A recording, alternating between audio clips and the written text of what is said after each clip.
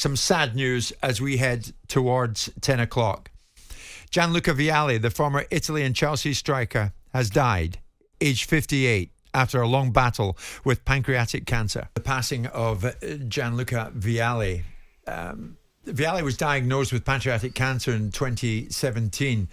But after saying in April 2020 that he'd been given the all clear, he was re-diagnosed in 2021. He then announced a temporary leave from his role with Italy's national team in December to focus on his own health. He played 59 times for Italy, won the Champions League with Juventus before joining Chelsea in 96, becoming player manager in 98. And he had joined Juventus in 92 for a then world record £12.5 million fee after winning Serie A title and the European Cup Winners' Cup during 8 great seasons with Sampdoria. Ray Parlour is with me. Ray, this comes as very, very hard news to take this morning. And of course, you would have played against Gianluca on a number of occasions. I have indeed, yeah. A real legend. Always had a chat with you after, and a real good character. Dennis Wise, obviously very close to Gianluca, and awful news. You know, whenever you hear a passing, and we've had obviously in recent weeks Pele and some big people. Yes. But Gianluca, obviously he's battled with cancer, and it's really sad news. And he was an absolute legend. I mean, Sampdoria was amazing. Him and Mancini, Juventus, Chelsea, a great career. But all I can say is, you know, hope the family, all our love is with the family at the moment, because they'd be absolutely devastated as well. So, yeah, I'm a little bit in shock really, because he's such a nice guy, and you don't expect it. You don't expect it. Very much so. I remember meeting Gianluca Vialli for the first time when I was doing a documentary on Graeme Souness when he was playing for Sampdoria over there in Genoa in Italy. Former teammates at Chelsea of Gianluca Vialli's joins us live on the show this morning. And he's Scott Minto, of course, who does plenty of good work for us here on talkSPORT. Scott, good morning. Sorry about the circumstances, but this is dreadful news, the passing of Gianluca Vialli. Yeah, morning, guys. I've got tears.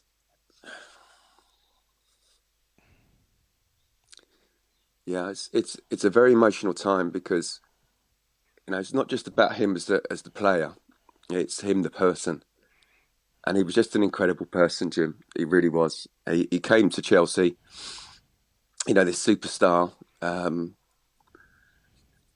yet he was just one of the lads. You know, he didn't really speak English. First of all, I was speaking to Wrexham last week about it, where, you know, he'd have these almost 3 or 4 year old English books. You know, the cat jumped over the dog, and we're sort of looking at each other and thinking, you know, look, he started at the very basics, and yet within 6 months he was absolutely fluent in English, and I'd never seen that before from anyone learning a language. His determination, it just showed in everything. His class, he was such a classy guy.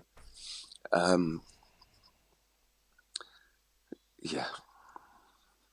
Scott, I'm sorry. If you can gather your thoughts, Scott, many people getting in touch this morning who want to pay tribute. There's Graeme, a Chelsea fan, one of the best, a terrific man. I was so privileged to have met him on a number of occasions. Excuse me. I would echo that, actually, Scott. Whenever I met Vialli, I knew I was in the presence of an absolute superstar, a terrific individual, not just as a player, but somebody who really had great stature away from the field of play as well. He was like a statesman. He was, and you know, a lot of footballers, myself included, are sort of, you know, brought up not necessarily with lots of money, but certainly lots of love. But he was brought up in, you know, I think the family were sort of so rich and almost lived in a mansion, so that almost that hunger.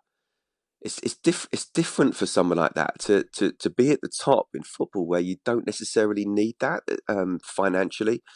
It was just shows the pure love of football that he had, that he was able to come from, you know, almost an upper class family and still be the world class player he was. The charisma he had, you know, he's one of those where, as you say, Jim, when he walked in a room, you just knew he was there, and that smile he had was amazing. Yes, and yes. You know, I said again to Resh during the Euros, I was watching an Italy game, and I think it was around a 16, and it was him and Roberto Mancini, and they just looked an absolute $1 million. You know, how they dressed, how they looked, how they came across. So I pressed pause on the TV and I took a picture of it, and I looked down my phone to see if I still had his number, and I hadn't texted him. I hadn't been in contact with him for years, and I texted him, and within 10 minutes he got back to me. I'd said this is the best looking management team in the Euros, and he got back to me straight away, and we kept in contact throughout the Euros about how we wanted it to be an England-Italy final. And I sort of said, look, if England aren't going to do it, I want Italy to do it. And he didn't have to do that with all the sort of pressures, and considering I hadn't seen him in years. Just an incredibly classy guy, as well as an incredible footballer. And what impact did he have, Scott? You know, when he walked through that door at Chelsea, you know what sort of legend he is before he went to Chelsea, what he achieved as a player. It must have been a huge boost for everybody to see Gianluca walk through that door and say, whoa, he's going to be playing for Chelsea now. Yeah, you know, it was a special time for Chelsea, really. And a lot of Chelsea fans say it's arguably the most enjoyable time, where, you know, Glenn Hoddle started it for me, and he brought in Ruud Gullit and Dan Petrescu. And then, you know, Ruud became manager, and he brought in Rubie, Di Matteo, Frank Leboeuf, and a little bit later in that season, Gianfranco, but Gianluca as well.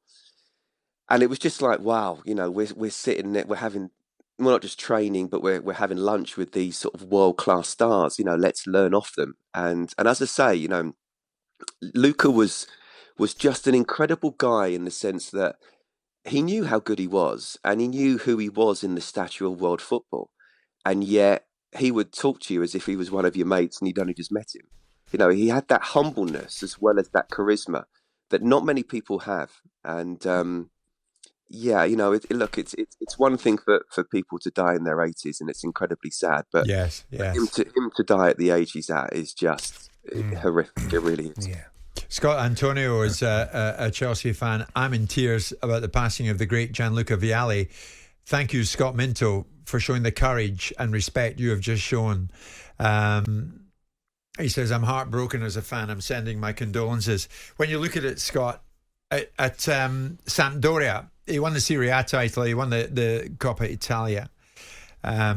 He won the Supercoppa Italiano as well. I think they won the UEFA Cup Winners' Cup in his time there as well. And he won the Serie A title again at Juventus, the Coppa Italia, Supercoppa Italiana again. He won the UEFA Cup again. And then at Chelsea, he won the FA Cup. He won the League Cup. He won the Cup Winners' Cup. And of course, he was a hero at international level, playing for the Italian national side. Scott, if you can do it for me, how will you remember him as a player, but as a man as well? I just, you know, as I said, Jim, just, you know, to have said that I was in the same team as Gianluca Vialli, you know, is very proud of me to say. But to have him, I can't say a friend because I didn't keep in contact with him all the time. But for him to get back to me every time I got in touch with him, I think just shows when he didn't have to at all. Yes, yeah. Shows the class of the guy, a world-class player and an even better person. talkSPORT Breakfast, waking you up Monday to Friday morning from 6 a.m. on AM, on DAB, via the talkSPORT app and on your smart speaker. talkSPORT.